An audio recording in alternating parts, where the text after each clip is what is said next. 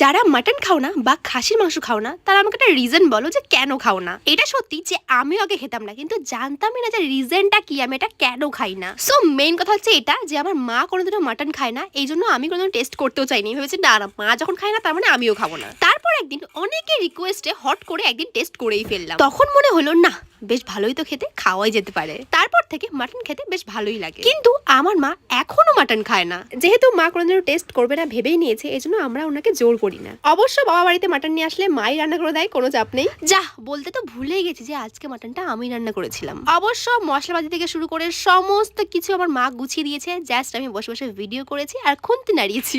দেন বসে পড়লাম লাঞ্চ করতে। এবার যারা মাটন খেতে ভালোবাসে, রীতিমতো জিভ থেকে জল বেরোচ্ছে সেটা আমি জানি। আর যারা কোনোদিনও মাটন খাওনি বা টেস্ট করতেও চাও না, তারা একটু রিজন আমাকে বলে যাও যে কেন খাও না, তাহলে আমিও বুঝতে পারবো যে আমি আগে কেন খেতাম না। আর যাদের মাটন ফেভারিট তারা কমেন্টে একটা হাই করে দিও।